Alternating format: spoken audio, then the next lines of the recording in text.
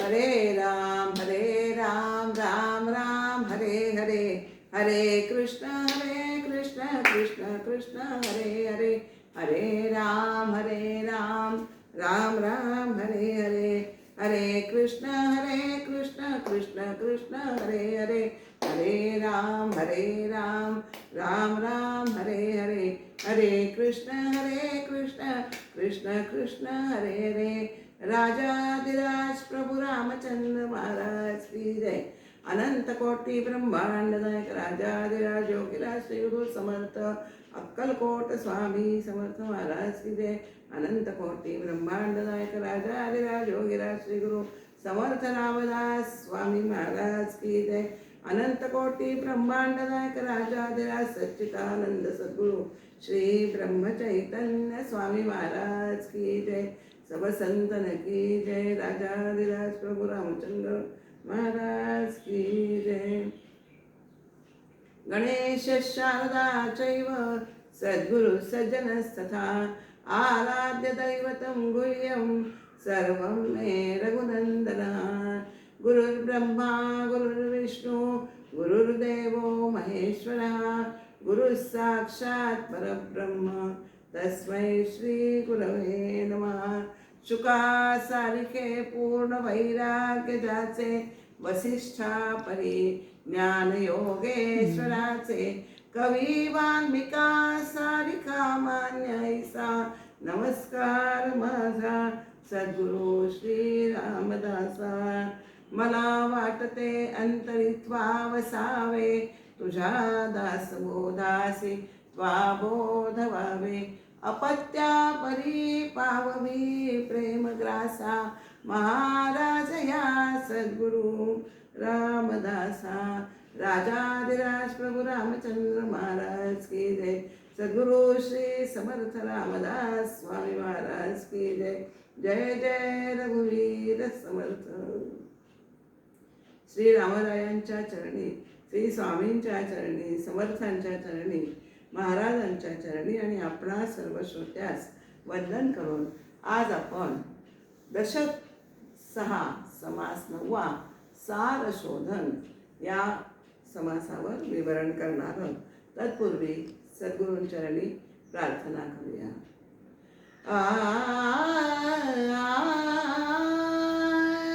सद्गुरूंचे पाद सेवन नित्य करावे भाव ठेवून।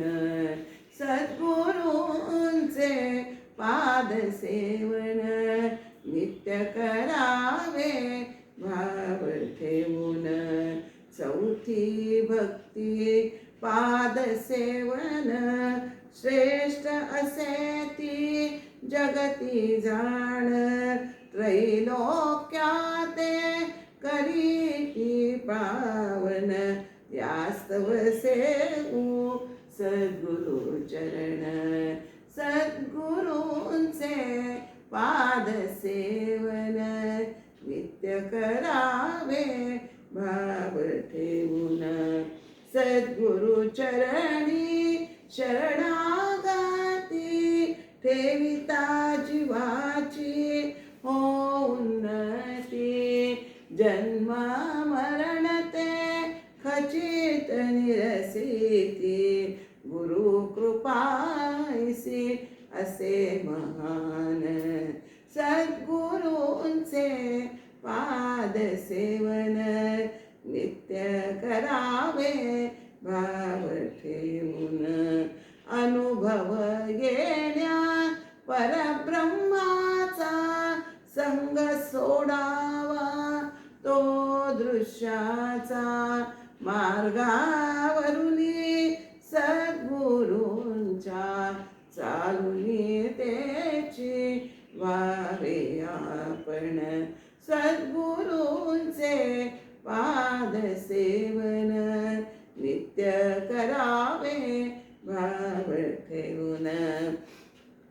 पाद सेवन हे ऐसे महान परस्वरूपाचे होई ज्ञान। पाद सेवन हे ऐसे महान स्वस्वरूपाचे होई ज्ञान, परमात्मा भेटीची भागवितान, नलिनी प्रार्थी कर जोडून, सद्गुरूंचे पाद सेवन नित्य करावे भाव ठेवून, नित्य करावे, नित्य करावे, नित्य करावे भाव ठेवून.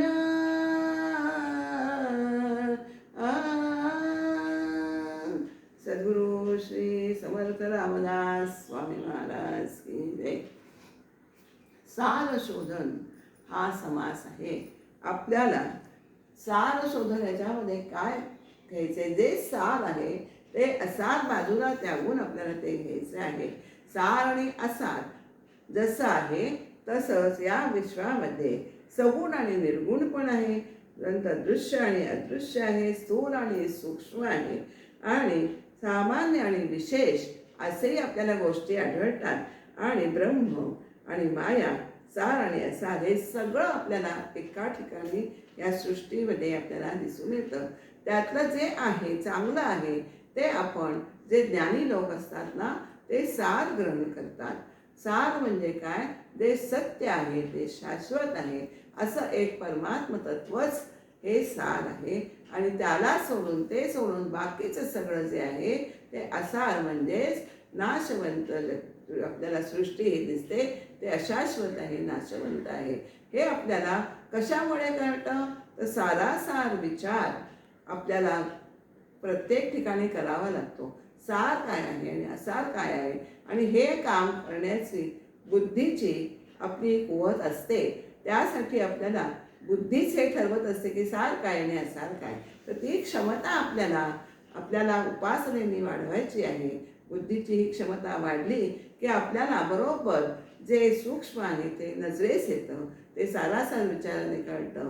आपल्याला दृश्य आहे, अदृश्य आहे ते दिसायला लागतं. परमात्म तत्व जे अदृश्य आहे ते आपल्याला आपल्या चर्मचक्षुंना नाही, तर आपल्या ज्ञानचक्षु उघडल्यानंतर ते आपल्याला दिसायला लागतात. माया म्हणजे माया ही नाशिवंत आहे आणि ब्रह्म हे एकच सत्य आहे. आपण माया ब्रह्म निरूपणमध्ये पण पाहिलेलं आहे. तर आता ह्या समासामध्ये आपल्याला काय सांगताय की आत्मस्वरूपचा मार्ग किंवा त्याचं ज्ञान करून घेण्याचा मार्ग जो आहे ना, तो अत्यंत गुप्त असतो, अदृश्य असतो. आणि जे खरे जाणते असतात म्हणजे ज्ञानी असतात त्यांना तो आत्मरूपी धन असतं, ते शोधून काढतात. या अखिल विश्वाच्या अंतर्यामी जो परमात्मा अंतर्बाह्य लपून राहिलेला आहे ना, तो हे ज्ञानी लोक त्याला शोधून काढतात. ते शोधण्यासाठी ते शोधायला काय लागतं, जे गुप्त असतं ना ते शोधायला लागतं. आपल्याला बघा, एक उदाहरण तुम्हाला सांगते की आपल्याला फणसाचे गरे, फणस हा वर्ण कठीण असतो, कवच असतं, त्याला काटेरी कवच असतं, पण त्याच्या आतमध्ये गोड गरे असतात ना, म्हणजे ते फणसातले गरे आपल्याला शोधायचे. नारळाच्या करवंट्यांमध्ये ओलं खोबरं, नारळ गोड खोबरं असतं, गोड पाणी असतं, ते आपल्याला शोधायचं आहे. तसंच ताकामध्ये सुद्धा लोणी असतं, पण ते आपल्याला घर्षण केल्याशिवाय, घुसळल्याशिवाय ते वरती येत नाही. ऊसामध्ये सुद्धा ऊस वर्ण जरी ओबडधोबड दिसला तरी त्यातला जो रस असतो तो गोड असतो, तो आपल्याला शोधायचा आहे. म्हणजे जे विशेष आहे ते आपल्याला शोधून काढायचं आहे. आपल्या सारासार विचाराने जे आपल्याला शोधायचं आहे. त्यामुळे आपल्याला आत्मस्वरूपाचं ज्ञान घेण्याचा मार्ग जो आहे तो गुप्त, परमार्थ हा मार्ग हा गुप्त असतो. आणि जे खरे ज्ञानी असतात त्यांनाच हा मार्ग ते शोधून काढतात. त्यांना त्याच्यासाठी शोधकार्य त्यांचे कशाच्या जोरावर करतात, तर ते परमात्म स्वरूपाची उपासना करून हा मार्ग शोधून काढतात. आता यासाठी आपल्याला गुप्त काय आहे, तर उदाहरण पूर्वीच्या काळचं उदाहरण आहे.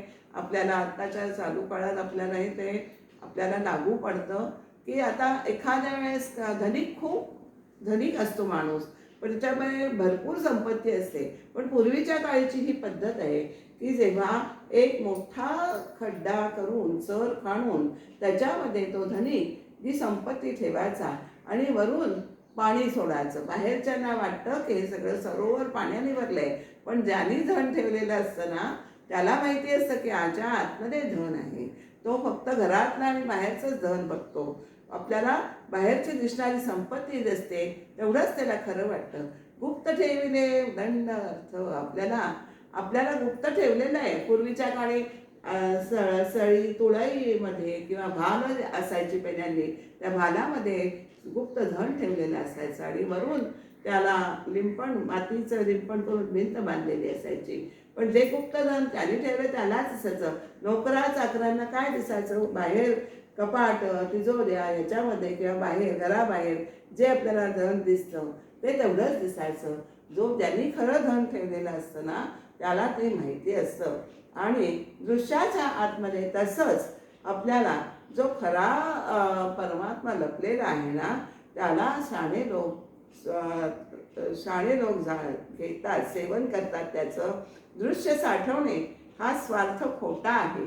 तर अदृश्य मी आपल्यामध्ये जो अंतरात आपल्या अदृश्य मी आहे तो जाणून घ्यायचा आहे. आणि हा खरा स्वार्थ खरा मीला पाहिजे आहे. तो कशाने आपल्याला कळणार आहे? तर तत्वनिरसन यामुळे आपण हा खरा मी आपला जाणून घेऊ शकतो असं आपल्याला. आणि आपल्याला आत्मस्वरूप हे आपल्याला कळून येतो. आपल्याला असं सांगता येईल की जगात सार आणि असार दोन्ही आहेत. आपण आता बघितलं.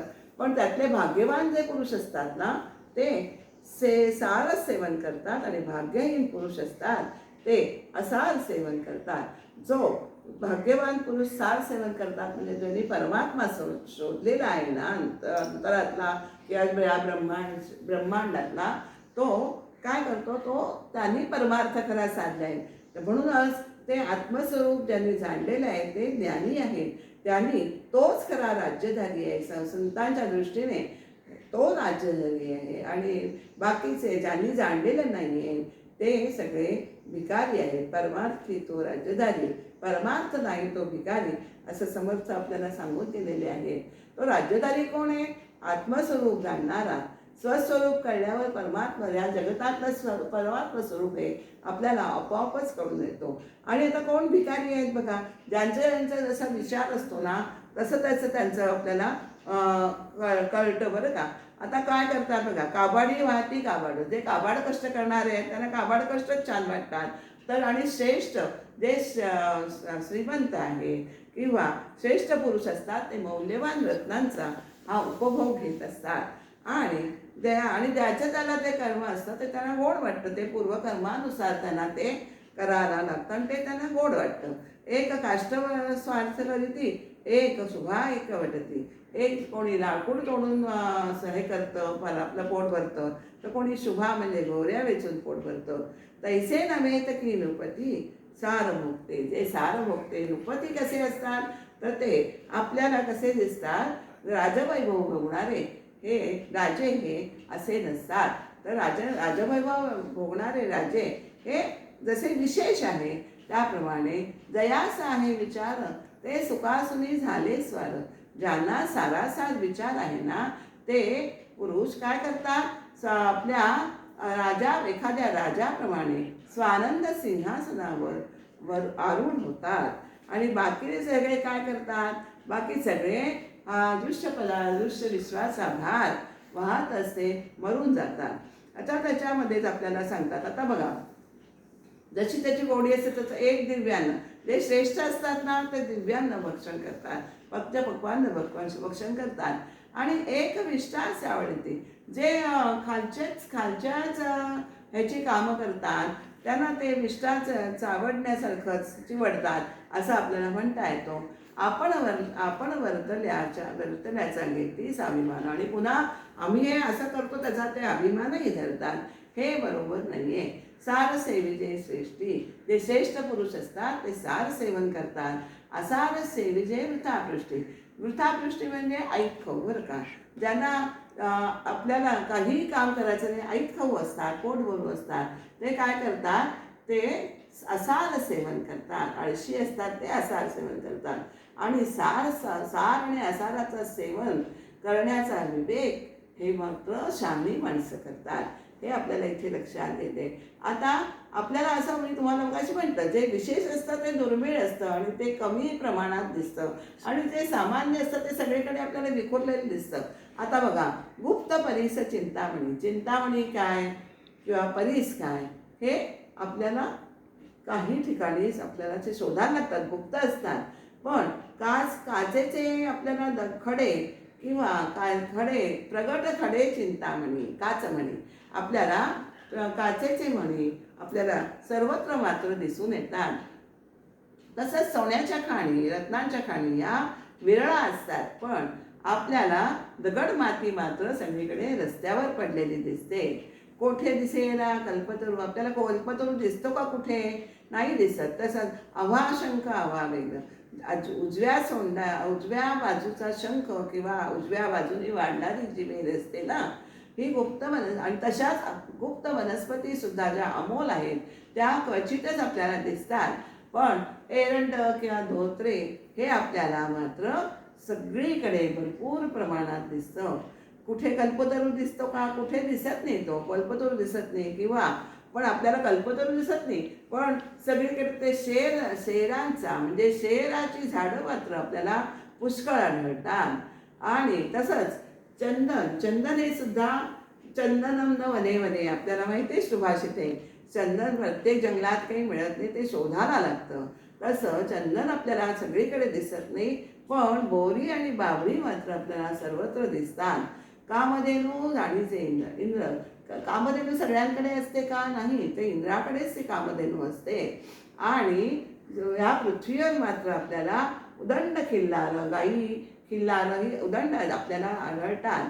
आणि महद्भाग्यभोगीचे इंद्रपवने इतर कर्मानुसार आपल्याला काय करायचे की कुबेराचे आपल्याला किती व्यापार, आपल्याला काहीची खिल्लार आढळतात. एकटा राजा खरे थोर भाग्य हे उपभोगत असतो आणि बाकीच्यांना मात्र त्यांच्या त्यांच्या कर्मानुसार त्यांचं कर्म हे भोगायला लागतं. नाना व्यापार करते, आपल्याला बघतो आपण या जगामध्ये किती प्रकारचे व्यापार लोक करत असतात आणि त्यातनं जो पैसा मिळतो ना, तर ते त्या पैशावरून ते स्वतःला हे धनिक समजत असतात. पण ते धनिक खरे आहेत का हो? नाही आहे. कारण करतात अवघेची म्हणते मी सकांचन, मी खूप श्रीमंत आहे, पण कुबेराची सर त्याला येणार आहे का? कुबेराचे महिमान कोणासेची नये, म्हणजे कुबेराची संपत्तीची सरी या किती धनवान व्यापारी असला तरी त्याला येत नसते. तैसा ज्ञानी योगेश्वर गुप्तार्थ लाभावा ईश्वर, इतर ते पोटांचे किंकर नाना मते हुंडती. तसा ज्ञानी माणसं आहेत ना, सार असतं ते. ज्ञानी माणसं काय करतात? तो योगेश्वर जो लपलेला आहे ना, चराचरामध्ये भरलेला आहे ना, अंतर बाह्य भरलेला आहे, पण आपल्याला सामान्यांच्या दृष्टीला तो दिसत नाही. पण या ज्ञानी लोकांना मात्र ते दृश्यामध्ये लपलेला हा आपला योगेश्वर तो शोधून परमात्मरूपी धन मिळवून त्याचे मालक होतात. परमात्मरूपी धन मिळणेच म्हणजेच मगाशी मी तुम्हाला म्हटलं तसं तो परमार्थ त्यांनी साधलेला आहे आणि त्याला तो राज्यधारी झालेला आहे. आणि जे परमार्थ साधत नाही, दुसरीच मतमतांतर धुंडत बसतात, ते काय झाले आहे? ते काय होत आहे? ते मतमतांतर शोधत पोटाचे दास, पोट भरू म्हणून ते जन्माला येतात आणि जन्माला येऊन तसेच मरतात. त्यांना ते योगेश अंतर्यामी भरलेला हा योगेश्वराचं ज्ञान, परमात्म्याचं ज्ञान हे होतच नाही.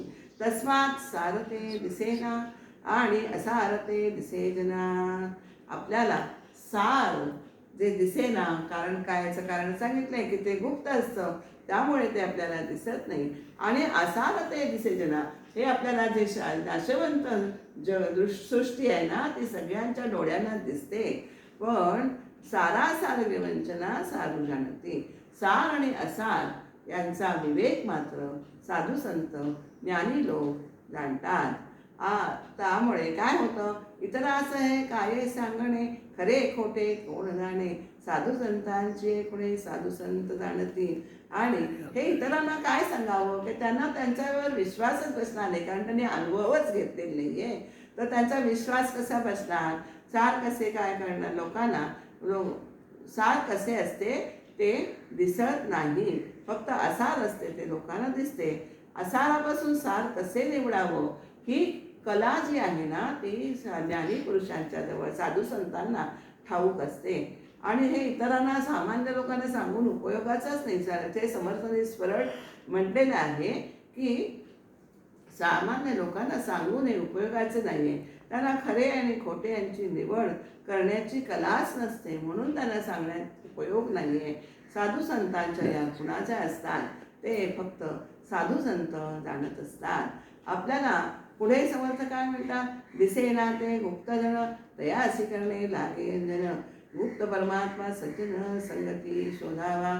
आपल्याला काय दिसतं, आपण गुप्तधन जसं आपल्याला दिसत नाही, ते अंजन घातल्यावर, अंजन घातल्यावर दिसतं.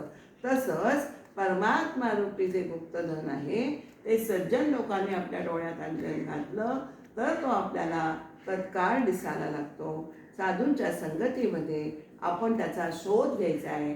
साधू मगाशी मी गाण्यात म्हटलं तसं, त्यांच्या मार्गात त्यांनी कसा परमात्म्याचा ठाव शोधलाय, त्यांच्या मार्गावरून आपण परमात्म्याचा ठाव शोधायचे. आणि ती कला आपल्याला, आपण त्यांच्या मार्गावरून गेलं की ते आपल्याला बरोबर सांगतात कसं शोधायचं आहे परमात्म्याचा ठाव.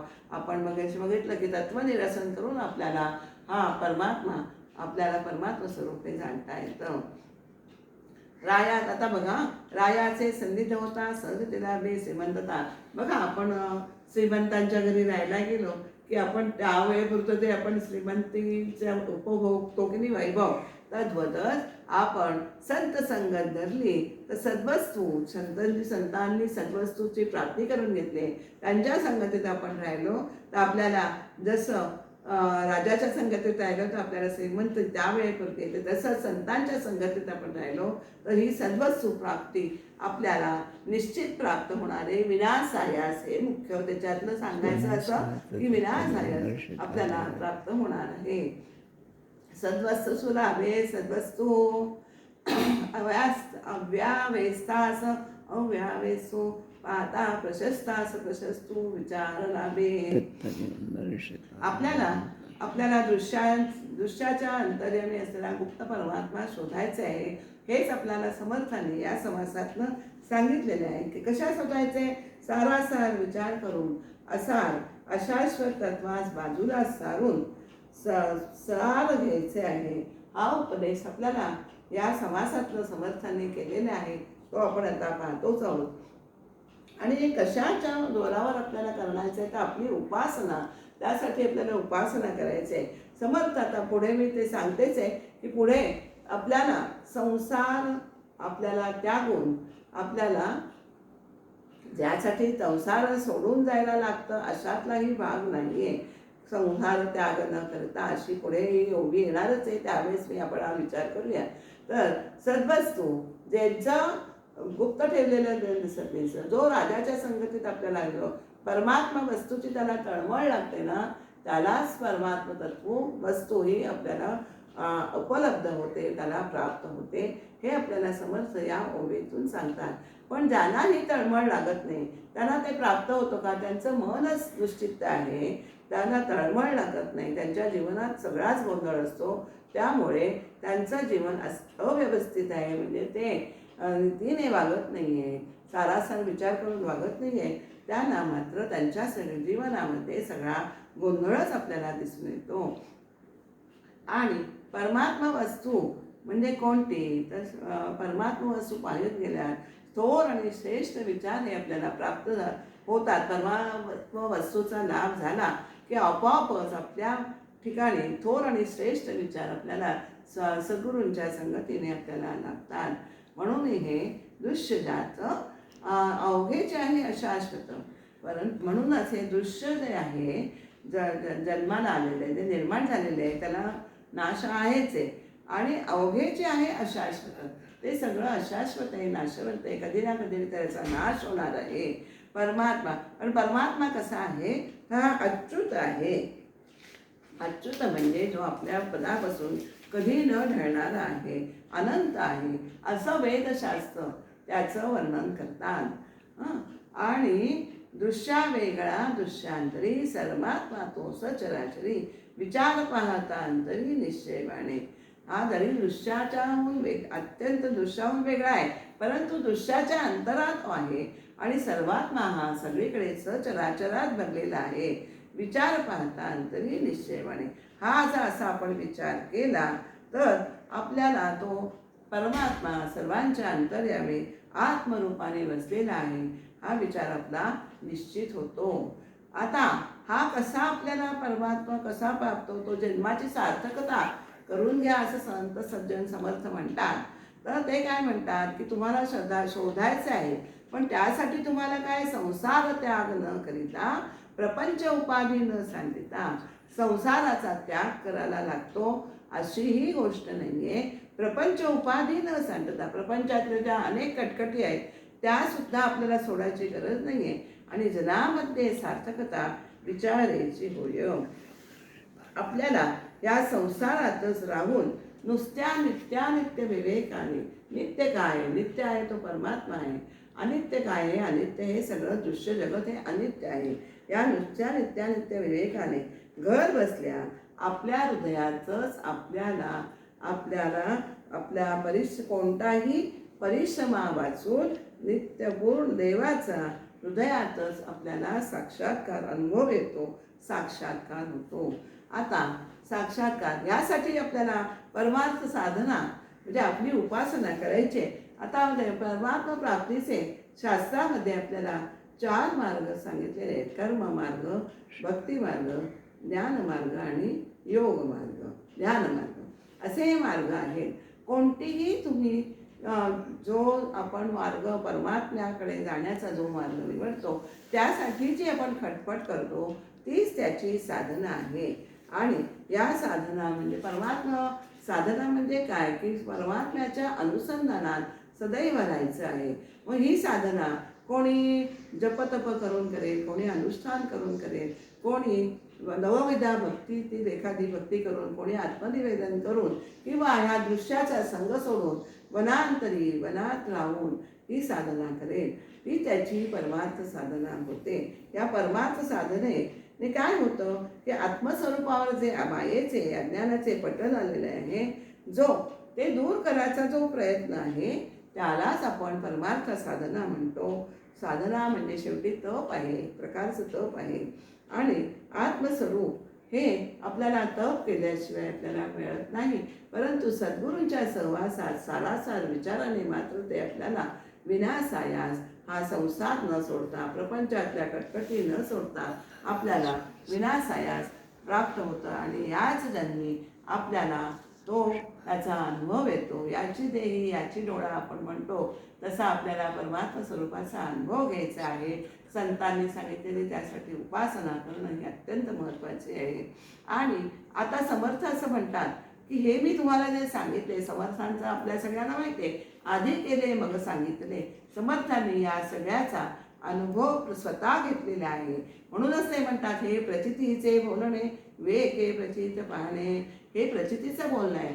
तुम्ही सुद्धा विवेक करून, सारासार विवेक करून तुम्ही ह्याच्या प्रचिती पहा, अनुभव घ्या. प्रचित पाहणे ते शहाणे, जे प्रचिती अनुभव घेतात ना ते शहाणे आहेत. आणि अन्यथा नव्हे, अन्य सगळे जे आहे ते मूर्ख आहेत, अज्ञानी आहेत. आता प्रचिती आणि अनुमान ह्यामध्ये नक्कीच फरक आहे. किती फरक आहे हो? जमीन आसमानाचा फरक आहे. स्वतःला अनुभव येणं आणि अनुमानाचे ज्ञान यात नक्कीच फरक आहे. कसा फरक आहे? आपण आता एखादी वस्तू उधार घेतो आणि कॅश म्हणजे रोकड देऊन घेतो, यात दोन्हीत फरक आहे की नाही? तर तुम्हाला उधारीचा आपल्याला व्यवसाय हा करायचाच नाही आहे. आपल्याला रोकडी प्रचिती घ्यायची आहे. आपल्याला परमात्मा स्वरूपाची रोकडी प्रचिती याच जन्मात येणार आहे, हे आपण सगळ्यांनी लक्षात घ्यायचं आहे. तसंच मानसपूजेमध्ये आपल्याला दर्शन घडतं मानसपूजेत, आणि प्रत्यक्ष दर्शन घडतं. ह्याच्यामध्ये किती फरक आहे?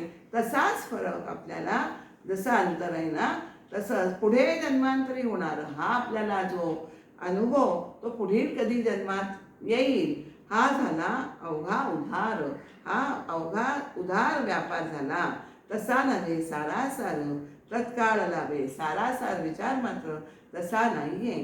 त्यामुळे आपल्याला सारासार विवेकाने पाहता पाहता हे आत्मज्ञान लाभते आणि जीव संसार बंधनातून मोकळा होतो. म्हणजेच तत्काळ लाभे तत्काळाची लाभो तो प्राणी संसारी सुटतो. तत्काळ लाभ होऊन प्राणी संसारातून सुटतो. म्हणजेच काय होतं तर आपण त्या परमात्मा वस्तूशी तदाकार झालो तर आपण तेच होऊन जातो, परमात्मा वस्तूच होतो. जसं परमात्म्याला जाणे आणि येणे नाही तसंच आपण त्याच्याशी तदाकार झालो तर आपल्याला सुद्धा जाणे येणे नाही. म्हणजे जन्ममृत्यूचे आपलं चक्र हे इथेच खंडतं आणि प्राणी हा संसारातून मुक्त होतो. परंतु जे संशयात पडतात ना ते मात्र जन्ममरणाचा अडकून पडतात, संसार बंधनात अडकून पडतात. आणि या जन्मात आणि याची देही याची डोळा आपण म्हटलं तसं या जन्मात मनाने आपण संसारातून अलिप्त व्हायचं आहे. संसारी म्हणजे दिराळी. म्हणजे दिराळी म्हणजे व्हायचंय काय म्हणजे संसार तर करायचा आहे, प्राप्त कर्म ते आपल्याला करायचंच आहे, पण त्याच्यामध्ये आपण हे भगवंताला स्मरतो, हे भगवंताचं कार्य आहे म्हणून केलं तर ते आपल्याला बंधनकारक ठरत नाही. त्यामुळे संसारातून बाजूला सरायचे. म्हणजे आता एक सुंदर उदाहरण तुम्हाला सांगते किंवा एखादी स्त्री रांगोळी काढते, तिला माहिती असतं ही रांगोळी थोड्या वेळाने पुसली जाणार आहे, पण तरी काढताना ती मन लावून काढते की नाही. तर तसंच आपण ज्या संसारात आलेलं प्रपंचात आलेलं आहे प्रपंचातलं कर्म विहित कर्म म्हणून आपण निश्चित करायचे आहे, ते मन लावून करायचे आहे, पण त्याच्यामध्ये आपण आसक्त व्हायचं नाही आहे. जसं कमलपत्र पाण्यापासून वेगळं राहतं तद्वतच आपण कर्म करून आपण अलिप्त राहायचे आहे. म्हणजे करता करता भाव आपण म्हणतो तो आपल्यातून निघून गेला पाहिजे आणि सत्स्वरूपाशी एकाकार व्हायचं आहे आणि निश्चल व्हायचं आहे आणि मोक्ष मात्र त्यामुळेच आपल्याला प्राप्त होणार आहे. ये गोष्टीच करी अनुमान. या गोष्टीला जर कोणी खोटं संशय घेईल तर तो सिद्धची पावेल. जो जरी सिद्ध असेल ना तरी तो त्याचं पतन व्हायला लागेल. मिथ्यामध्ये त्यास आनंद उपासनेची. जर ह्याला तर कोणी खोटं म्हटलं तर त्याला माझ्या उपासनेची आण आहे. समर्थांची उपासना हा एक मोठा विषय आहे. त्यांनी कशी उपासना केली आपल्याला सगळ्यांना त्या आपण चरित्र त्यांचा अभ्यासतो त्याच्यावर आपल्याला कळतं की समर्थांनी लहान वयापासून अगदी घरातून बाहेर पडून म्हणजे ते टाकळीला जाऊन त्यांनी उपासना केली. रामरायाचा आशीर्वाद घेऊन 12 वर्ष तपश्चर्या केलेली आहे आणि 1-2 नाही तर 12 वर्ष ठरलेल्या क्रमाने उपासना केली. आणि ते उपासनेचं बळ, उपासनेच्या बळामुळे त्यांची उपासनेने इतकी सिद्ध झालेली उपासना होती की त्या उपासनेची आपल्या लोकांना हे आपण सांगितलेलं प्रचिती यावी, त्यांनी त्याच्यावर विश्वास ठेवा म्हणून ते आपलं उपास्य दैवताची शपथ घेत आहेत, उपासनेची शपथ घेत आहेत. आणि माझे बोलणे हे अत्यंत खरे आहे आणि विवेकही शीघ्रची. विवेक फक्त तुमच्याजवळ पाहिजे. सार आणि असार हा निवाडा आपल्याला सद्गुरूंच्या सहवासात कळतो. सार आणि असार हे निवडायची ही कला फक्त सद्गुरूंजवळ असते आणि असोनी काहीच नसले जनामध्ये आणि विवेकाने तो मुक्त होतो आणि जनात असून जनात नाही अशी त्याची वृत्ती बनते. आणि काय आहे देवपद आहे निर्गुण. असा जो देव आहे तो निर्गुण आहे. त्या देवाशी अनन्यपणे त्या देवाशी तो तदाकार होतो, एकरूप होतो. हा जे अर्थ पाहता पूर्ण समाधान माने. हा आपल्याला तो तदाकारता ते समाधान जे त्याला मिळतं ना ते शाश्वत समाधान आहे. तिथे त्या शाश्वत समाधान त्याच्यापासून दुसरं कोणी त्याच्यापासून ते हिरावून घेऊ शकत नाही. आणि मग काय होतं देहीचं देही होणे हीच देहात असून देहातीत अवस्था होय की करून काहीच न करणे, करता असून अकर्ता भावाने राहणं हे त्याला आपोआप जमायला लागतं, आपोआप होत जातं त्याच्याकडे. आणि ही जीवनमुक्तांची लक्षणं आहेत. जीवनमुक्त जाणे आणि तो जीवनमुक्त जो आहे ना तीच ही लक्षणं जाणतो. एड गबाळ कोणी हे जाणू शकत नाही. एरवी हे खरे न वाटे हे तुम्हाला खरं वाटणार नाही, कारण अनुभवाच्या गोष्टी आपण अनुभवाच्या अभावी आपण ह्या कल्पना केलेली असल्याने त्या अवस्थेबद्दल आपल्याला संदेह वाटतो. एरवी हे न खरे वाटे अनुमानाचे संदेह वाटे. अनुमान म्हणजे आपण कल्पनेने केलेलं असतं. त्यामुळे आपल्याला त्या अवस्थेबद्दल, या विगनमुक्त अवस्थेबद्दल आपल्याला संदेह वाटतो. पण सद्गुरूंच्या मुखाने जर हे श्रवण केलं तुम्ही अध्यात्म, तर सारे संशय हे मात्र अत्यंत जलद नाहीसे होतात, अगदी फिटून जातात आणि तो संदेहमुक्त होतो. त्याचे संदेह आणि संकल्प विकल्प हे त्याचे दोन्ही तितक्या तिथेच विरून जातात आणि तो त्या अनुभवाच्या श्रवणाचं इतकं महत्त्व आहे की त्यांच्या कृपेने आपले सारे संदेह फिटून जातात. सद्गुरूंचे हे लक्षण आपल्याला सांगितलेले आहे. सद्गुरू कशासाठी आपल्याला सारासार विवेक सांगतात किंवा हे का सांगतात की तुमचं ते निरसन, शंका अज्ञानाचं निरसन, त्यासाठीच हे संत हे जन्माला आलेले आहेत. त्या अज्ञानाचं निरसन करतात, आपलं करवून घेतात, त्यासाठी उपासना करून घेतात आणि त्यांच्या मुखानं श्रवण केलं, काही केलं नाही आणि त्यांच्याद्वारे राहून आपण श्रवण केलं, त्या श्रवणाचं मनन केलं आणि त्याचं तसंच आचरण केलं, निधिध्यासन केलं, तर पुढची ही पायरी जी आहे चौथी, ही आत्मसाक्षात्काराची आहे. त्या सद्गुरूं कृपेनेच आपल्याला हा आत्मसाक्षात्कार, आपल्या अंतरात वसलेला परमात्म्याचं, आत्मारामाचं दर्शन आपल्याला नक्की घडतं. हेच या समासातून आपल्याला समर्थ सांगत आहेत. आणि सगळ्यांनी या अनुभवाचा आपण अनुभव घेणारा, आपण या विवेकाच्या मार्गाने जाऊन हा अनुभव घ्यायचा आहे. आणि असा अनुभव घेणारा आहे ना, तो शहाणा आहे आणि बाकीचे सगळे अक्षरशः अज्ञानी आहेत आणि निर्गुण देव आहे. आणि त्यासाठी आपल्याला त्या निर्गुणाशी तदाकार व्हायचं आहे आणि त्या निर्गुणाच्या तदाकार झालो म्हणजे आपण निर्गुण व्हायचं आहे. आणि हा अर्थ बरोबर आणि समजून आपल्याला घ्यावा. असा निर्गुण झालो की संपूर्ण समाधान हे आपल्याला प्राप्त होणार आहे. झालेलं हे विवरण, सार विवरण आपण समर्थांच्या चरणी, रामरायांच्या चरणी आपण अर्पण करूया. श्रीराम समर्थ.